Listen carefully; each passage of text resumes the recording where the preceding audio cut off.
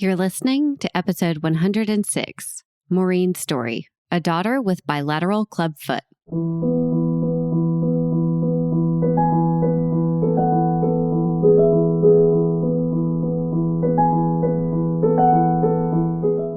Hello, my friends. I'm so glad you're here today.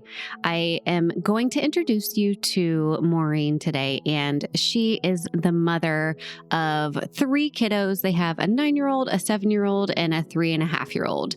And she, during her 20-week ultrasound, found out that her daughter had clubfoot.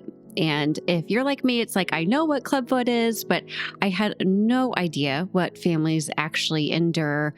And she's going to get into some of what that looks like. You're going to hear B&B, which is boots and bar. And she's going to explain what that means, and serial casting and surgery and doctor's visits, and the amount of parent intervention that has to take place in the first 4 to 5 years of these kiddos' life is just intense. It's a lot. And Maureen shares all of that and her expertise. So I'm so glad that she's here. And here's our conversation.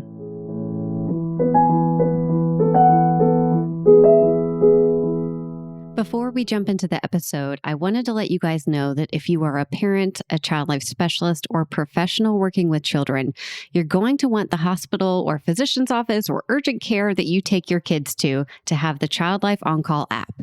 It is an evidence-based tool designed to empower children and families during medical experiences. And 100% of the child life specialists who have used this app believe that it can help with expanding child life's reach beyond the bedside. And 100% of child life specialists believe it helps parents feel more empowered in their child's care. Learn how to get the Child Life On-Call app for your facility or doctor's office by going to childlifeoncall.com/partners. Well, why don't you just start off by talking a bit about you and your family, where you guys live, and what your life is like right now? Okay. So I'm Maureen Hoff, and I have 3 daughters. The first is, my eldest is 9, my middle is 7, and my littlest is 3.5. I am currently married to my high school sweetheart. So we both grew up in Broomfield, Colorado, which is where we still currently live. So we've kind of not ventured out too far. And yeah, our life is pretty normal. I mean, there's a lot of drama. There's a lot of, with having 3 daughters, there's a lot of communication going on all the time. And that's been a big change for me because I grew up with 3 brothers. So I didn't have a sister dynamic growing up.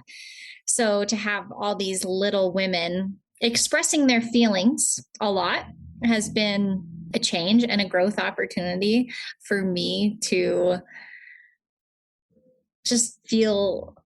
to grow in my own parenting and my own way that I communicate and handle issues. So yeah. I feel that. And I have a boy and a girl, and my 3-year-old is my girl.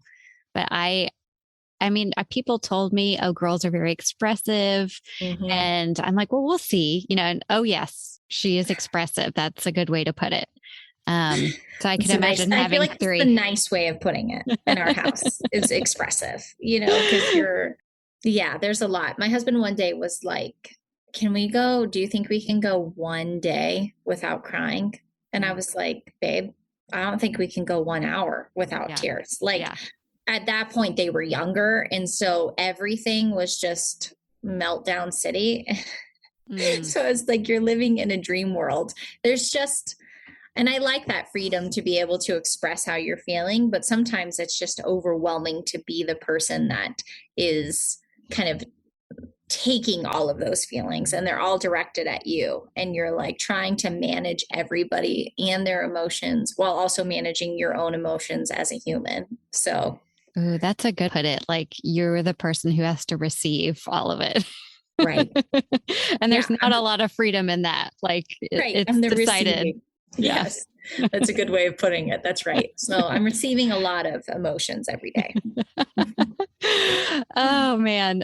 Well, tell us kind of about why you reached out to be on the podcast, and what kind of experience within your family we're going to be talking about today. Right. So I reached out because my daughter was born, my third daughter was born with a birth defect called clubfoot.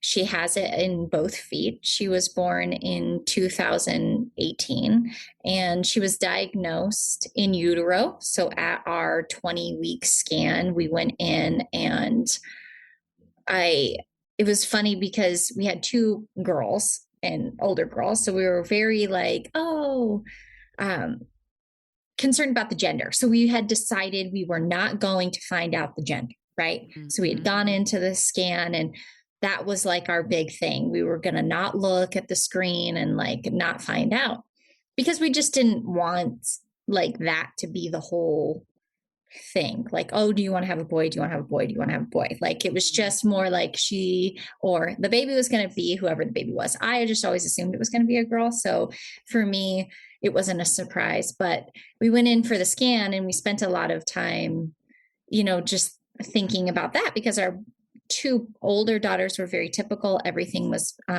as it should be in the scan. And during that scan, the ultrasound tech like went down to her feet and was like, oh, well, let's look back.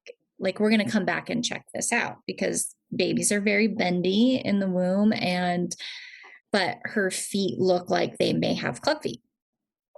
And so at that moment, I like literally was completely silent. Like my husband was just looking at me and was like, are you okay? And I didn't say anything for the rest of the scan, which if you know me means like something was off. Like when I get really stressed out, I am a very internal processor. So I immediately just kind of close off. And so I was just sat there thinking like, okay, she's going to come back and it's going to not be what she thought it was. Like she's going to go back and she's going to go, oh, nope, she was just in a weird position. And we'd also spent the whole time like looking away from the screen while she was in the region to determine what the sex of the baby was.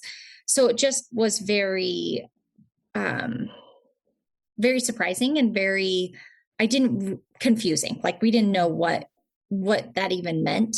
And then I felt like the ultrasound lasted a lot longer because I think she was looking for other congenital issues that could be associated with club feet, which we obviously didn't know about at the time. But then by the time she went back and she was like, yeah, I'm still seeing the same thing. So I'm seeing that she has club feet, meaning that her feet were turned inwards and upwards. So they never like moved down into a foot position. Mm-hmm. So the foot was turned inwards and up towards the ankle. So almost kind of like, I guess, like a golf club, right? So you kind of the head is turned in. But at that point, I had never actually heard the word clubfoot before. We had no genetic, like there wasn't anyone in our family, any family history, like, so we had no idea. And I was literally picturing like a foot with no toes that like looked like a golf club, right? Because I immediately jumped to this like worst case scenario, which is very my personality as well. And my husband was just kind of like deer in headlights. Like, so we get back to the room, we're meeting with a new OB. It wasn't my regular OB. And she comes in and she's like, so I see that she, at this point we didn't know it was she, but she is she. So we, that your baby is going to be born with clubfoot. And I had to Google what the treatment was. And so we were like, okay. Wait, the doctor said I had to Google what the treatment was? Right. Oh, okay. So that didn't give us a whole lot of confidence in what we were supposed to do next. But at this point, I was just an emotional wreck. And so I didn't know. So this is a new OB that we had never met. And she's telling us that, she had to Google what the treatment was, which is the Ponseti method of treatment, which is serial casting, and then a surgical procedure and bracing for up to 5 years.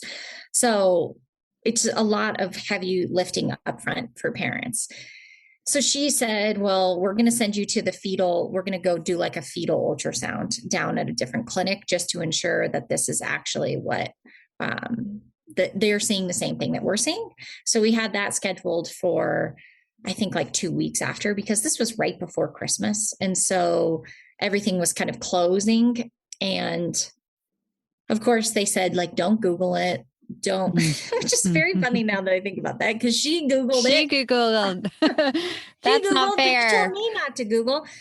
And so I just left the office feeling very emotionally distraught and confused and really scared. I was really scared. I didn't know what to expect. And then I didn't know how I was supposed to find out information about it. So we just left that. And I remember just thinking, like, where do I go from here? Like, what do we do now? And I didn't want to tell everybody yet in our family, because we were waiting until we had the confirmation ultrasound just to make sure that that was what it actually was. So then there was a lot of like feeling really isolated while I went to all these different Christmas events with all of our families, and not telling, and everybody going, oh, do you know the gender of the baby? And us just going like, it was just a really overwhelming time for sure. Yeah. Yeah. Wow. And so how soon after was your confirming ultrasound from that first one? I think it was about 10 days. I mean, I just like the waiting that you have to go through and not having anything. And I would have ended up Googling regardless of what they said. So did you? So we did. Of course. And my husband for sure did. He like left, he like Googling while we were in the office, right? So he took on the research role. Well, I mean, for that like first 3 seconds until I was like, I just had to like emotionally process first and then jump into looking at it. And so I ended up buying a book called The Parent's Guide to Clubfoot, which was written by Betsy Miller. And it's a really awesome resource that's non-fear based and not intimidating, right? I joined a bunch of Clubfoot groups on social media, which, I had good and negative experiences with. It definitely scared me into action, seeing the things that people were dealing with. And my experience with those groups was that people were posting when they had issues, but then all you're seeing are complications and people who are really struggling. And for a parent who knows nothing about a topic, it became really overwhelming really fast. But it also served the purpose of scaring me into action, where I was like, okay, I need to know what I'm getting into. I need to be aware. I need to be prepared to be an advocate for my child. I need to adjust the way that I've been working with the medical community with my other 2 daughters. I really was of the mindset that, doctor knows best and they're going to tell me what to do and I'm going to do it. And with the Clubfoot treatment, I knew that not all doctors who perform the Ponseti method are very experienced in it, because Clubfoot, while it is one of the most common birth defects, it still only impacts 1 in every 1,000 babies in the United States. So the orthopedic surgeons who are doing Clubfoot treatment, unless they don't really have like Clubfoot clinics. So they'll have just a few Clubfoot kids every, at a time. So they're just not having it's not the main part of their practice. It's not, it doesn't feel routine. Like it's not one of those like really dependable, this guy takes out an appendix 6 times a day and he's really good at it thing. Yeah, that's exactly right. Yeah. So the groups helped me to kind of go, okay, it's really important to choose a doctor who's well-trained. It's important to schedule a consultation, meet with the doctor before you do, which were all things that we did. I mean, I went into that consultation with our doctor, with I think 75 questions. I love that. Heck yes. Just an insane amount of questions, because I just needed to be prepared. Let's say 75. I love that. So parents who are listening, You just keep going on that list. Whatever pops to your head, you write it. You don't have to ask them all, but you've got them already. Oh, and I had organized them into different sections. Like, okay, here's what these are my questions about casting. These are my questions about your training. These are my questions about relapse. These are my questions about boots and bar. And inevitably, him answering the questions answered a lot of my questions. So I didn't have, but it was really important for me to have a good understanding of what the treatment was going to look like with that doctor. And that was me and my kind of first step in my advocating role in my new Clubfoot mom title. Wow. I think that's so important and really special that you were able to get that bug so fast. It takes a lot of guts to get there. And had you done other advocating in your life before, or this is kind of your first? It's interesting. I would say no, like that's my first gut response to that question. But the truth is, like, I am a trained marriage and family therapist. So I got my master's degree in that prior to having my first daughter. And while I never actually did therapy because I ended up working in different fields, I think everything that I've always done has been advocating for somebody in some sort of case, right? So if I was working in a school system, I was advocating for the kids. I was a family court facilitator where I did divorce court for a long time, for 5 years. And a lot of that was helping people advocate for themselves within the court process.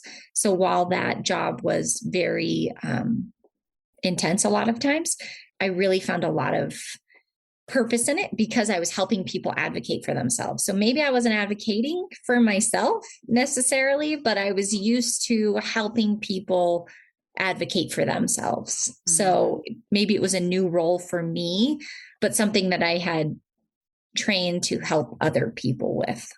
Yeah. What do you think was the hardest part of getting this initial diagnosis, and how did you handle the stress of it? I think it was the hardest part was the unknown and not knowing what the experience was going to be like, not knowing if the things that worked for my older two daughters was going to work for my daughter with Clubfoot, right? Like, so just anything from, is she going to be able to wear the same clothes that my older daughters were, to, am I going to be able to carry her? Am I going to be able to like just hold her?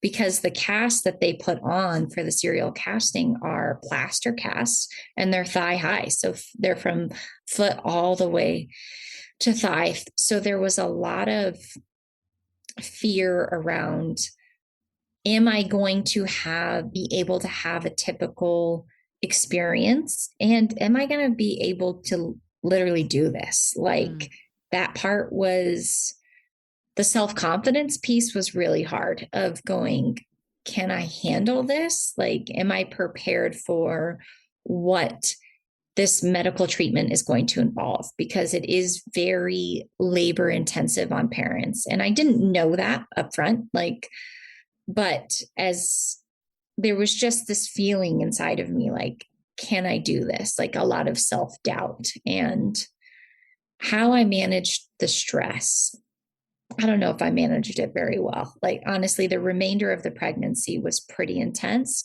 And I had a lot of fear about other issues being present that I didn't know about. So I would have a lot of concerns and just anxiety about what else am I going to find out when she's born. And I felt like it was all consuming. Like all I thought about for days, weeks on end was Clubfoot and Clubfoot treatment and what it was going to be like. So it was almost just became like an obsessive thought pattern for me. And until she was here, until she was like literally on my chest, I had so much fear. But the second she was there, that was gone. It was like, she's mine. and I will do and be like literally whatever it takes to make her life and this journey like as smooth as possible for her. And I would, so there was something about that moment that she arrived that when I kind of came into myself of going, even though I had so much fear, it was like when she was here, that was gone. It was like, I'll be whatever and do whatever it needs to take to be there for her.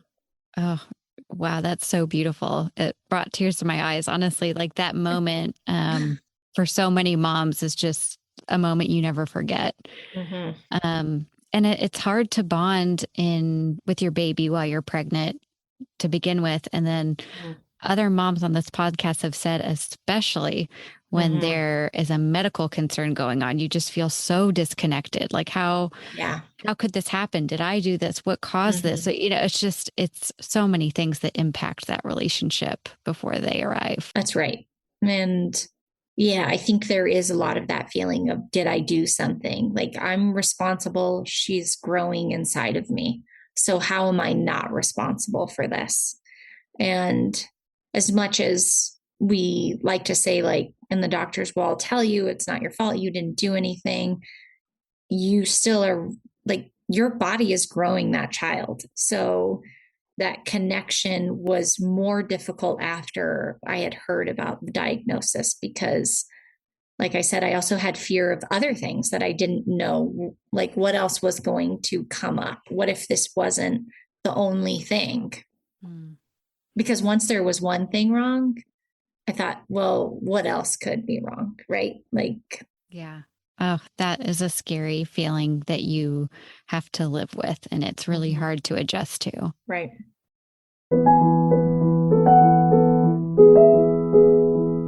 We are sponsored by Magic Mind. I am such a coffee person. I enjoy the taste and the smell in my morning routine. But the truth is, I go beyond that 1 cup of Morning Joe, and my 2 to 3 day cup habit is expensive and not that effective in the long run.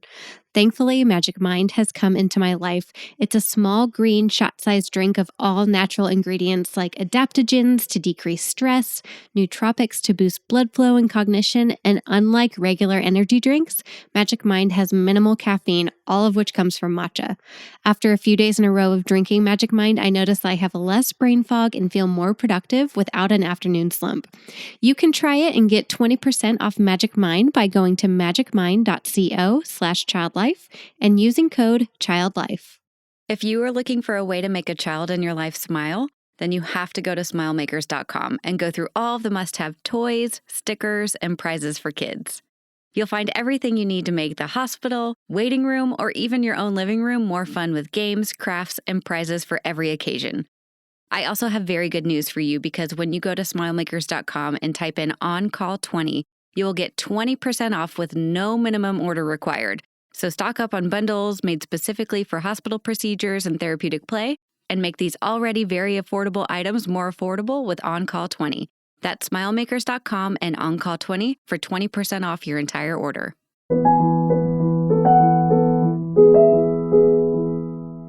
So she arrived, and you've mentioned a little bit about just the workload that comes on parents with Clubfoot maintenance and treatment. Yeah. Tell us a little bit about that. Yeah. So the Clubfoot treatment starts really early. So ours started at 13 days. So she was 13 days old when she got her first set of casts put on. So the Poncetti method was created by a doctor named Dr. Ignacio Poncetti, who I'm like, is, a hero in my life now because because before his method came, it was really like a surgical. So they would almost like, cut into the foot and reposition all these tendons and ligaments in the foot. And it just created the potential for so much scar tissue at such a young age that then, once there's scar tissue, it's really hard to correct scar tissue without creating more scar tissue. So a lot of adults with clubfoot who had surgery, they found had very painful feet later in life. Some I know didn't, but the Poncetti method he created was where it was like gentle manipulation. So I kind of akin it to braces, right? So you put braces on your teeth and it slowly moves your teeth into the straight position. So the casts are like the braces. So each week you put on a new cast and it will slowly manipulate the foot into the correct position. So for our daughter, we had 5 casts. And then before her 6th cast was put on, she had what they call a tenotomy, which is a surgical procedure that completely severs the Achilles tendon in the back of the foot, because those are short, because the feet are turned in at birth. And so they don't have the same length as a non-club foot, and which means that they can't be as flexible. And so they sever the Achilles and then they put the last cast on, and that cast stays on for 3 weeks in order to allow the Achilles tendon to completely reheal. And then after that, you move into what they call boots and bar, which is 2 boots that are attached by a bar, and it keeps the feet in the corrected position. So the casting are the braces and the boots and bar are the retainers. So that's what's going to keep your child's feet in the position that was achieved through the casting. And that's where your role as a parent becomes super intensive and hands-on. Yeah, managing a child in a cast is hard. 2 legs and a bar is, I mean, near impossible. What helped? What advice can you give to other parents who are going through the boots and bar scenario now?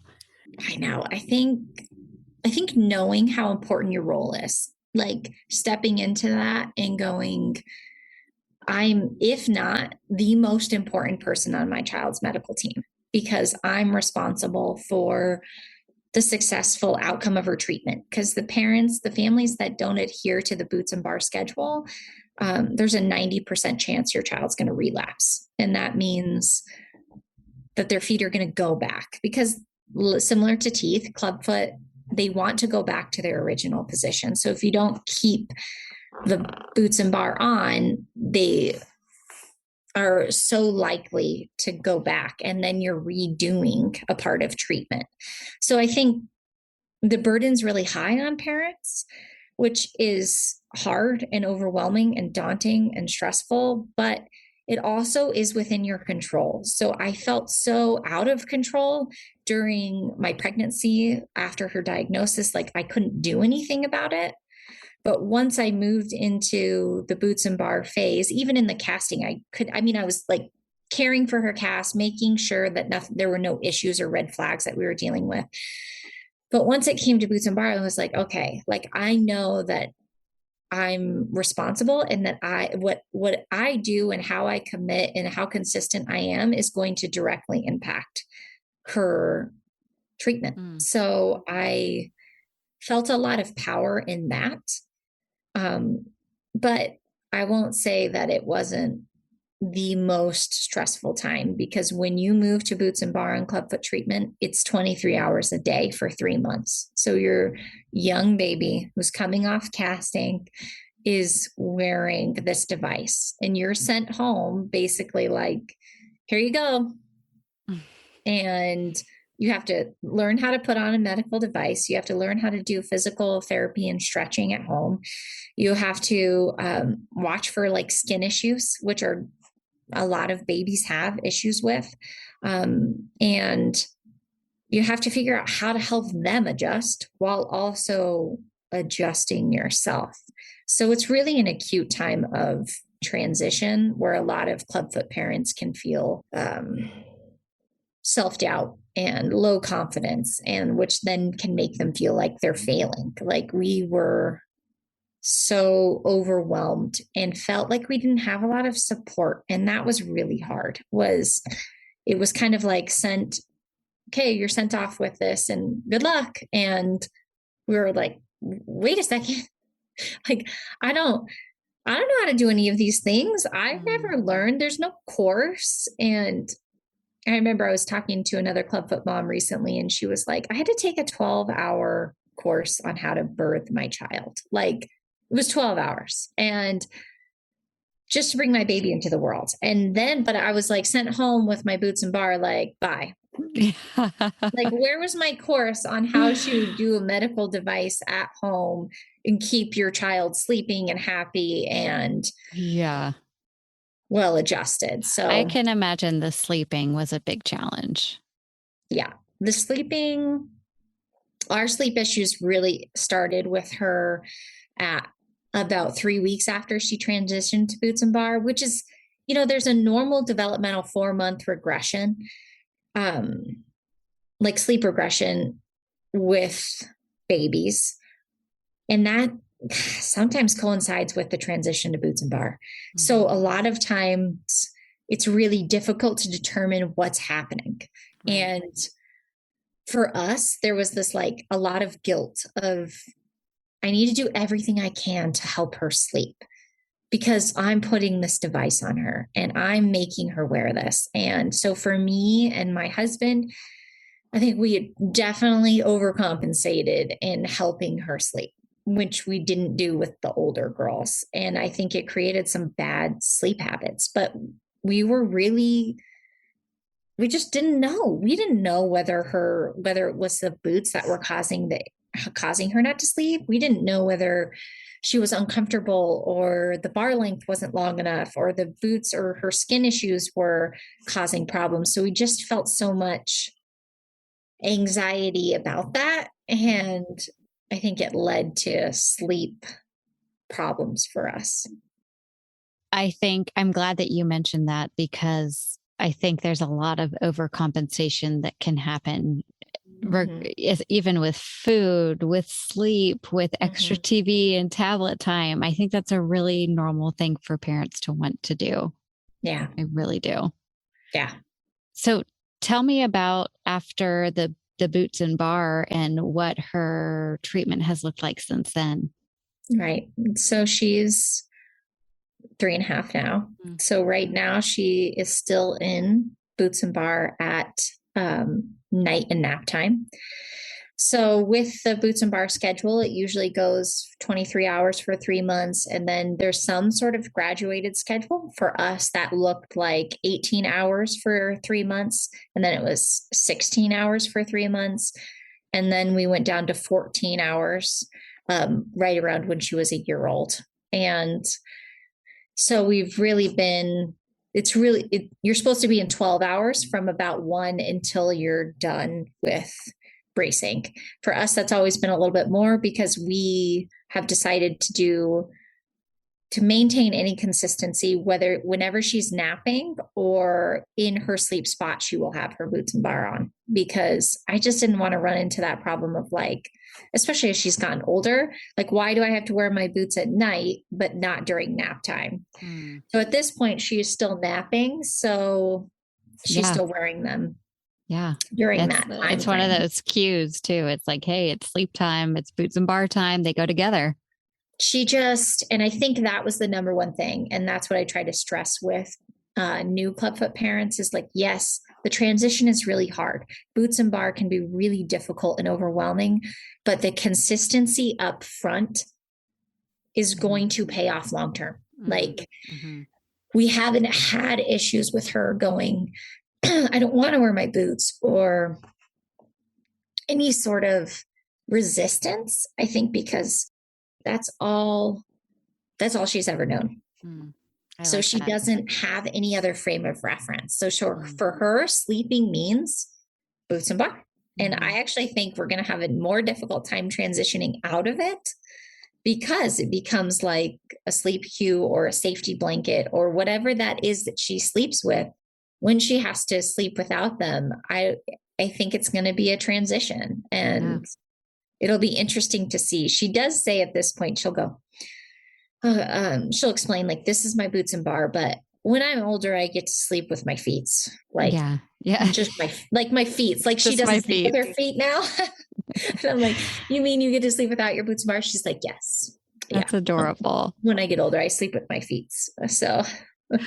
Well, Maureen, you definitely saw a gap for parents. You saw a big hole where there were a lot of questions without a lot of answers. And so tell us about what you've created for parents.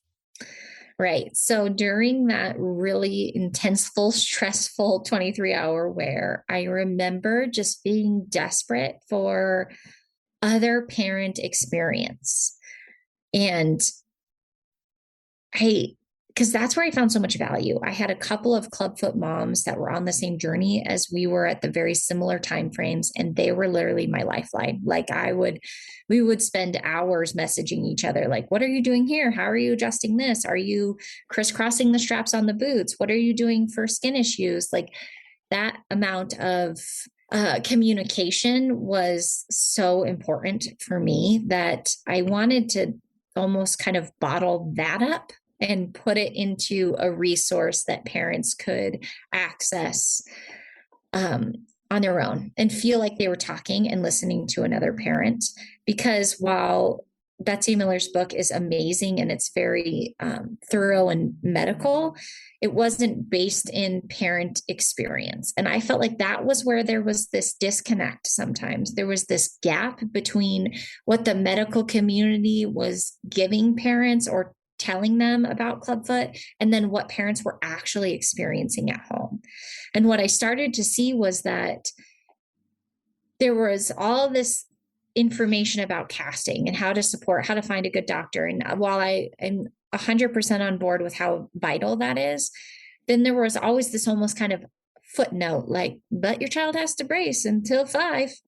And it's like, and that was it. And I was like, wait a second, that's 5 years of my life, of my child's life, of commitment, and then on top of that, it's like, and if you don't, most likely your child's going to relapse. And it's like, well, then why aren't we isn't that a big parents? part? Yeah. Why isn't that a huge part of the educational process for Clubfoot treatment? Why isn't the medical community really driving that home with parents? Why are parents failing at home? And what are the issues? Why aren't they adhering to the schedule? So I ended up stop working when my daughter was born. I was only working part-time, but once she was born with Clubfoot, I was like, okay, I'm not, I'm going to work, or I'm just going to do the stay-at-home mom thing. And that was not entirely in my nature. So I started to go, well, if I needed a resource and I didn't have one, then why don't I just write one?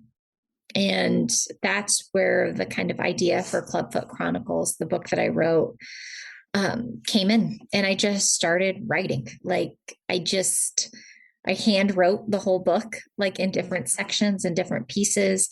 And it's part memoir because it's based in our experience. So there's a lot in there about what we went through and about the emotional aspects of having a child born with a medical difference, not just the practical pieces. So I did put a lot of practical user information, how to put the boots on, that sort of thing. But there's also like whole chapters about how I dealt with my own issues with postpartum anxiety and what the emotional impacts it had on my marriage and on my other kids, and how I talked about her diagnosis to other people in her while she was going through treatment.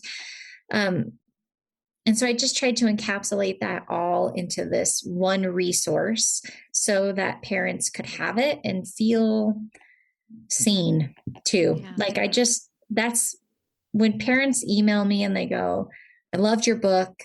I felt like I was reading what you said and I understood it. Like you understood me. And I feel like a lot of Clubfoot parents maybe feel like they're not being seen. Yeah. Mm-hmm. Well, I know that it's just such a huge resource. And if people want to get it, how do they come in contact with the book? How do they get it? Right. So it's available on Amazon in ebook and paperback. It is the publisher of the book I'm working in conjunction with, which is MD Orthopedics, which is the company that makes the Mitchell Ponseti boot, which is what my daughter has worn and what I think a lot of Clubfoot kids wear. So they published the book as a resource guides for parents too. So I think that you can find it on their website as well. Wow, that's so impressive. And if people want to follow along with you and your family, how can they do that? Right. So I have an Instagram account called Clubfoot Chronicles Mom, where I kind of talk about all things Clubfoot. And then I also have a podcast that I started called A Clubfoot Mom, where I talk about individual things with Clubfoot, and also interview different people and different Clubfoot parents within the Clubfoot community. So you can find that on really any podcast streaming. Awesome. Well, Yeah. I have one last question for you. Okay. And that would be, if you could describe what your daughter has taught you kind of through watching her experience, what would that be? Oh my gosh. So much. I feel like I'm such a changed person because of her. And like my life is literally in a totally different direction. Like I wrote a book and I never, like that wasn't even in my realm of thought. So just the personal growth that I've achieved through treating her and just being her parent is just mind blowing. But also, I think like she is the most resilient and flexible kid. I mean, she's very stubborn. Like I'm not going to like pretend like she's that she's not. She's 3. So she definitely has that personality, but her ability to just take what comes has been really inspiring for me. Mm-hmm. And I tell her so often like how proud I am of her. And I think she doesn't even understand like what that means at this point. But I think just her ability to trust me and trust the people around her to do the right thing for her has been really powerful to witness. So I love that. Yeah. These kids for sure teach us more about ourselves than like there's anything we could ever teach them. I know. It's incredible. Thank you so much for being here and sharing your story. And I know there's going to be lots of moms and dads and caregivers and grandparents that find this really helpful. So thank you so much. Well, yeah, thank you so much for having me. And I appreciate you kind of bringing this to the forefront. I love talking about Clubfoot and just raising the awareness of it because it is such a common birth defect. And I think for some reason it doesn't get a lot of attention. So I appreciate you having me on today. Yes. Thank you. Yeah.